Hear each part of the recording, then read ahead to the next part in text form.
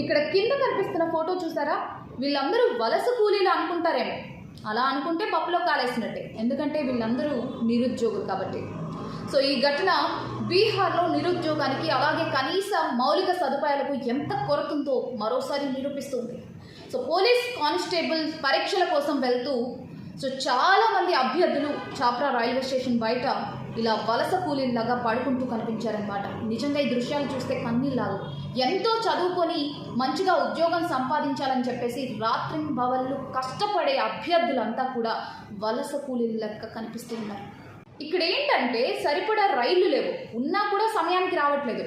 పోనీ బస్సుల్లో వెళ్తామా అంటే భారీగా ఛార్జీలు ఉన్నాయి. అండ్ హోటల్స్లో పడుకుందామా అంటే బడ్జెట్లో ఏవీ లేవు. పోనీ చిన్నపాటి లాడ్జుల్లో అయినా ఉందామా అంటే వాళ్ళు కూడా భారీ మొత్తంలో డబ్బులు వసూలు చేస్తూ ఉండటంతో ఇలాంటి అభ్యర్థులందరూ కూడా ఫుట్పాత్ల మీద పడుకుంటూ కనిపిస్తూ ఉన్నారు. సో ఎగ్జామ్ విషయానికి వస్తే June 14th ఎగ్జామ్ స్టార్ట్ అయింది. సో రేపటి వరకు అంటే June 17th వరకు కొనసాగబోతున్నట్టుగా తెలుస్తోంది. మరి దీని మీద ప్రభుత్వం ఎలా అయినా రియాక్ట్ అయితే బాగుంటుందని నా ఆలోచన. మరి మీరేమనుకుంటారో కమెంట్ చేస్తారు.